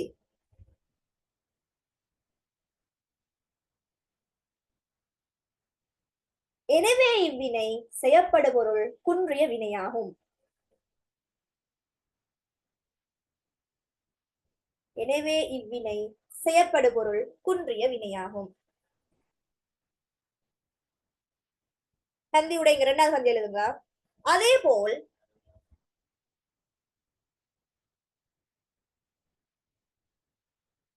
எரித்தேன் எரித்தேன் எரித்தேன்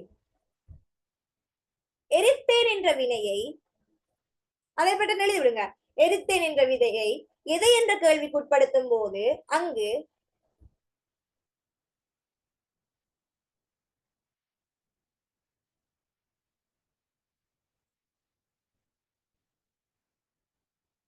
எரித்தேன் என்ற வினையை எதை என்ற கேள்விக்கு உட்படுத்தும் போது குப்பையை எரித்தேன், காகிதத்தை எரித்தேன் என செயற்படுபொருள்களை கண்டுகொள்ள முடிகிறது, அதை எடுக்கக்கூடியதாக உள்ளது. எனவே இது செயற்படுபொருள் குன்றா வினையாகும். இவ்விதம் செயற்படுபொருள் குன்றையும் குன்றாமலும் அமையும் வினைகளே பொதுவினை எனப்படும் என்று சொல்லி கடைசியா முடிப்ப கொடுக்குறீங்க சரியா? சரி டீச்சர். போதும் 5 மார்க்ஸுக்கு இவ்வளவும் போதும் டீச்சர். போதும். விளக்கம் எழுதியாச்சு, உதாரணம் கொடுத்தாச்சு, உதாரணத்துல விளக்கம் கொடுத்தாச்சு, முடிப்பு கொடுத்தாச்சு. தாராளமா போதும், 5 மார்க்ஸ் காணும் சரியா? செயற்படுபொருள் குன்றையும் குன்றாமலும் வருகள் பொதுவாக வருகின்ற வினைகளுக்கு பொதுவினை என்று சொல்லுவோம்மா. அதுக்கான உதாரணங்களை கொஞ்சம் கொடுக்குறோம். அதுல ஒரு உதாரணத்தை எடுத்து விளக்குறோம். இப்ப எரிந்தது என்று எடுக்கிறோம், எரித்தேன் என்று எடுக்கிறோம். எதை எரிந்தது ஆன்சர் இல்லை, எனவே செயற்படுபொருள் குன்று இருக்குது. எரித்தேன் எதை எரித்தேன்? குப்பையை எரித்தேன், காகிதத்தை எரித்தேன், துணியை ஏதோ ஒன்று எரிக்கிறோம், விடை ஒன்று வருது, ஒப்ஜெக்ட் ஒன்று வருது, எனவே செயற்படுபொருள் இருக்குது, இதுல இல்லை. எனவே இப்படித்தான் ஒரு வினை அடிய செயற்படுபொருள் குன்றையும் எடுக்கிறோம், குன்றாமலும் எடுக்கிறோம். இதுக்குத்தான் பொது வினைன்னு சொல்லுவோம். நனைந்தேன் நனைத்தேன். நனைந்தேன் எதை நனைந்தேன்? எடுக்க இயலாது. எதை நனைத்தேன்? காலை நனைத்தேன், ஆடையை நனைத்தேன் எடுக்கலாம். எனவே செயற்படுபொருள் குன்றையும் இருக்குது, குன்றாமலும் இருக்கு. முறிந்தது முறித்தேன். எதை முறிந்தது? எடுக்க இயலாது. முறித்தேன் எதை முறித்தேன்? பலகையை முறித்தேன், அடிமட்டையை முறித்தேன், பென்சிலை முறித்தேன், எதோ எடுக்க இயலும். இல்ல நான் அவன் கையை முறித்தேன், எப்பயோ ஒன்று எடுக்க இயலும் சரியா? அப்ப முறித்தேன் என்பதற்கு முறிந்தேன் என்று சொன்னா எதை என்ற கேள்விக்கு ஆன்சர் இல்ல. முறித்தேன் என்றா எதை முறித்தேன் ஆன்சர் வருது. இப்படி செயற்படுபொருள் குன்றை பார்க்கும் போது செயற்படுபொருள் குன்றியதாகவும், செயற்படுபொருள் குன்றாம பார்க்கும் போது செயற்படுபொருள் குன்றாமலும் வருகின்ற வினைகளுக்கு தான் புதுவினை என்று சொல்லுவோம் சரியா? விளக்கத்தை எழுதி முடிச்சிட்டீங்களா? கம்ப்ளீட் பண்ணிட்டீங்களா? சொல்லணுமா நான்? சரி டீச்சர். அது கம்ப்ளீட் பண்ணி கொள்ளுங்க சரியோ? அப்ப பொதுவினையை பத்தி சொல்லியா. 2வது என்ன இருக்குது? பகுதி. 2வது பகுதி. ஆக்கப்பேரடை நேற்று சொல்லி தரேனா? சொல்லி தான் இருக்கிறீங்க. டைம் ஆயிட்டுனா பகுதியை மட்டும் பார்ப்போம். பகுதிக்கு எங்களுக்கு பெருசா நோட்ஸ் தெரியாது, உண்மைக்குமே தெரியாது சரியா? சொல்றேன்னா நான் எப்படி எடுக்கிற இப்படி சந்தர்ப்பத்துல என்னென்ன எடுக்கிறேன்னு சொல்ல போறேன். பகுதின்னு சொன்னா ஒரு பகுபதத்துல 1வது வாரது பகுதி மட்டும் எங்களுக்கு தெரியும். இவ்வளவுதான் தெரியும். இப்ப பகுதிக்குள்ள வேற என்ன நோட்ஸ் இருக்குது இப்படின்னு அதாவது தனி பகுதி கூட்டு பகுதி இவ்வளவுதான் தெரியும் என்றாலும் 5 மார்க்ஸுக்கு இவ்வளவு போதாது, 3 வரையிலேயே 5 மார்க்ஸுக்கு போதாது. இப்ப நாங்க என்ன செய்ய போறோம்டா, ஒரு பகுபதத்தில் இடம்பெறும் கூறுகளை பதத்தை வச்சு எழுத போறோம். ஒரு பகுபதத்தில் இடம்பெறுகின்ற கூறுகளை பகுதிகள் எழுதி கொள்ளுங்க. நான் சொல்ற நோட்ஸ் எழுதி கொள்ளுங்க. முதலாவது, ஒரு பகுபதத்தில் இடம்பெறுகின்ற கூறுகளை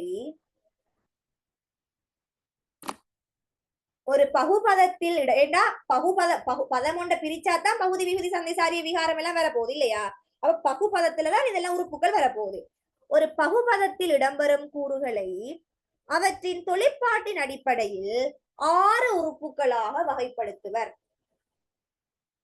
ஒரு பகுபதத்தில் இடம்பெறும் உறுப்புகளை அவற்றின் தொழிற்பாட்டின் அடிப்படையில் 6 உறுப்புகளாக வகைப்படுத்துவர்.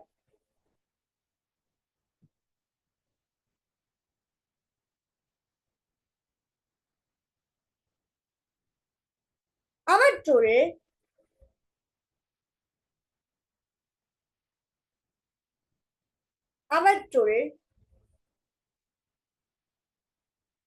ஒரு உறுப்பாக பகுதி இடம்பெறுகின்றது. அவற்றுள் ஒரு உறுப்பாக பகுதி இடம்பெறுகின்றது.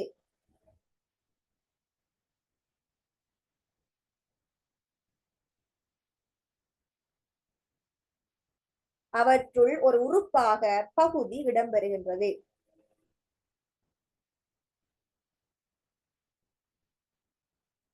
அதாவது ஒரு பகுபதத்தின்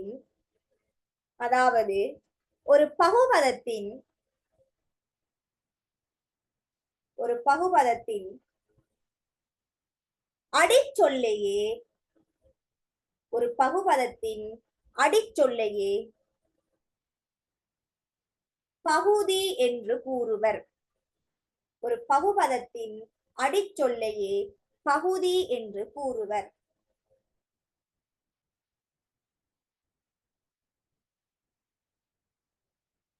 பகுதி என்று கூறுவர். இவர் பகுதிக்கு ஒரு உதாரணத்தை காட்டுவார். உதாரணம்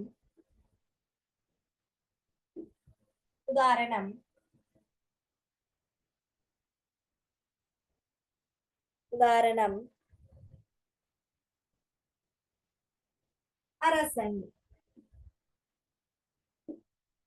எப்படிங்க? அரசு சக அன்.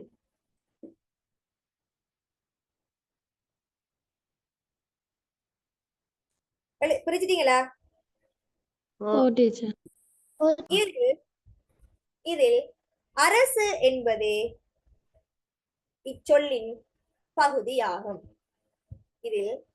இச்சொல்லில் அரசு என்பதே பகுதியாகும். அல்லது இதில் அரசு என்பதே இச்சொல்லினுடைய பகுதியாகும்.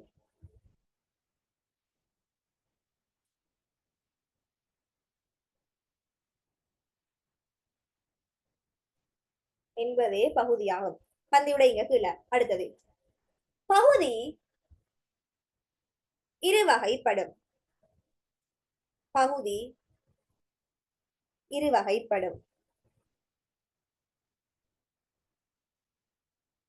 கீழே ஒன்று தனிப்பகுதி, அடுத்தது கூட்டுப்பகுதி. ஒன்று தனிப்பகுதி, அடுத்தது கூட்டுப்பகுதி.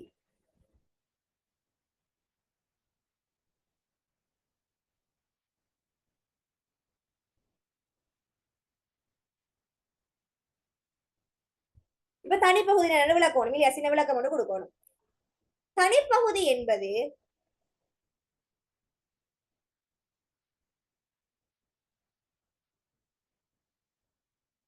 அல்லது இப்படி எழுதுங்களே, தனியொரு அடிச்சொல் மாத்திரம் அமைவதை தனிப்பகுதி என்போம். அல்லது தனிப்பகுதி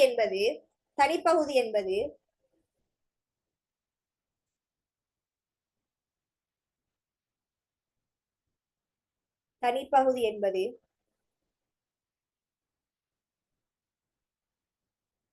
தனியானதொரு அடிச்சொல்லை கொண்டிருக்கும். அல்லது ஒரு அடிச்சொல்லை கொண்டிருக்கும்.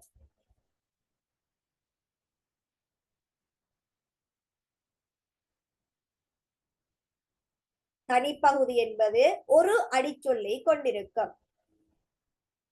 உதாரணம்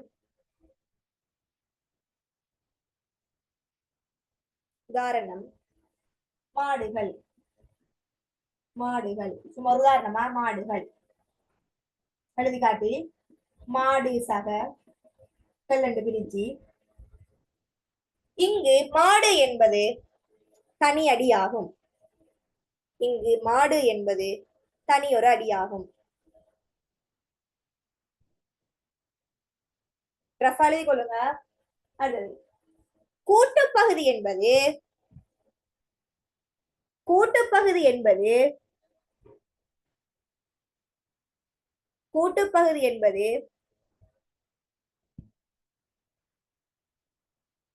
கூட்டுப்பகுதி என்பது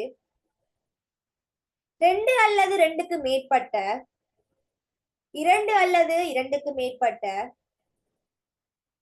கூட்டுப்பகுதி என்பது 2 அல்லது 2க்கு மேற்பட்ட ஒட்டுக்களை கொண்டிருக்கும். 2 அல்லது 2க்கு மேற்பட்ட ஒட்டுக்களை கொண்டிருக்கும்.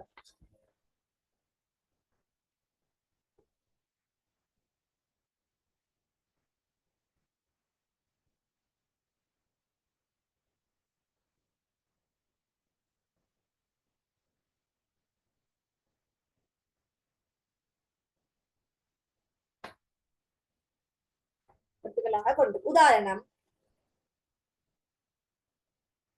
குருவிக்கூடு. குருவிக்கூடு பெரியங்கல குருவி சக கூடு. இங்கு இங்கு இங்கு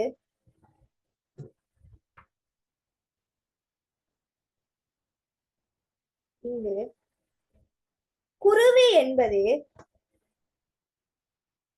இங்கு குருவி என்பதன்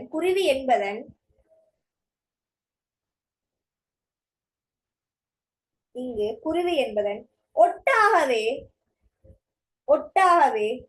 கூடு அமைந்துள்ளது. குருவி பகுதி கூடு விகுதியில விகுதிகள் எப்படி வரணும்? இப்படி வரணும். இதான் விகுதிகள். கூடு என்பது குருவி என்ற பகுதியினுடைய ஒட்டு ஒரு சொல். குருவி கூடு என்பது தனி ஒரு சொல். இந்த சொல் எப்படிப்பட்ட சொல் என்று சொன்னா கூட்டு பகுதி இடம் கூட்டு சொல். குருவி என்றது ஒரு சொல், கூடு என்றது 2 சொல் சேர்ந்து ஒரு பகுதி தான் குருவி கூடு. விளங்குதானே? குருவி பகுதி கூடு விகுதின்னு எழுதக்கூடாது. என்ன சொல் வாசிங்க.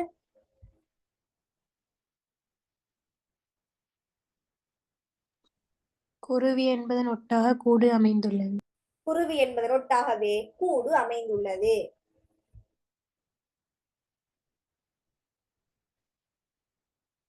இது இது 2 சொற்களால் ஆன தனிச்சொல்லாகவே இயங்குகின்றது. இது 2 சொற்களால் ஆன தனிச்சொல்லாகவே இயங்குகின்றது. இதனையே கூட்டுப்பகுதி என்பர். இதனையே கூட்டுப்பகுதி என்பர்.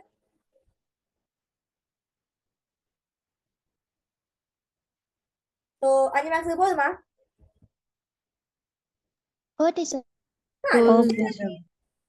பகுதி என்னன்னு சொல்லிட்டோம். உதாரணம் காட்டி தான் பகுதின்னு காட்டிட்டோம். பகுதியோட வகைப்பாட்டை காட்டினோம். வகைப்பாட்டுக்குரிய உதாரணத்தை காட்டி அந்த உதாரணத்துல விளக்கத்தை எழுதிருக்கிறோம். இப்படி நீங்க எழுதிட்டு போகணும். வரை விளக்கணம் சொல்லணும், அதுக்கு உதாரணம் காட்டணும், உதாரணத்தை விளக்கணும், அதுக்கு இன்னொரு உதாரணம் காட்டு. அப்படி உதாரணம் காட்டினா உதாரணத்தை கொஞ்சம் விளக்கி விடுங்க. இது இப்படி வந்ததால இது இப்படின்னு சொல்லி உதாரணத்தை கட்டாயம் விளக்குங்க. இது இப்படி இருக்கிறதால இதுதான் இது அப்படின்றத காட்டினா உங்களுக்கு மார்க்ஸ் கிடைக்கும். இப்படித்தான் சிறு உரிப்பு எழுதுறது. ஆக்க பேரடை நேற்று சொல்லி தந்தானே, அப்ப திரும்ப சொன்ன நினைக்கிறேன் 11 மணியா போதே. அப்ப இவ்வளவுதான் விஷயம். விளங்குதா? லேசா இருக்குதா இல்லையா? 15 மார்க்ஸ் எடுக்கலும் பிள்ளைகள். இது மாதிரி ட்ரை பண்ணுங்க, கட்டாயம் ட்ரை பண்ணுங்க. நாங்க மத்த பேப்பரும் செய்வோம். சரியா? இந்த மினிஸ்ட்ரியால போட்ட பேப்பரையும் ட்ரை பண்ணி பாருங்க எல்லாரும். நாளைக்கு என்ன படிக்கிறேன்? நாளைக்கு இன்ஷா அல்லாஹ் நாளைய செய்யற பேப்பரை நான் இப்ப போட்டு விட்டுறேன். 2021 உள்ளது பாப்போம். ஓகே சரிம்மா, இன்ஷா அல்லாஹ். அப்ப கட்டாயம் இந்த கேள்வி நீங்க செஞ்சீங்களோ டைமும் மிச்சம், மார்க்ஸும் லேசா அடுக்கலாம், கஷ்டப்பட தேவையில்லை. பிராக்டிஸ் பண்ணிட்டு போறோமே நாங்க. அடுத்தது வந்து மிச்ச சொச்ச டைம் எல்லாம் கட்டுரை எழுதையிலும், சுருக்கம் எழுதையிலும், பந்தி எழுதையிலும், அழகா எழுதையிலும். சரி ரைட். அப்ப இன்ஷா அல்லாஹ் கிளாஸ் முடிச்சு கொள்ளுவோம். ஃபி அமானில்லாஹ். நாளைய கிளாஸ் சந்திப்போம். போயிட்டு வாங்க. பாய்.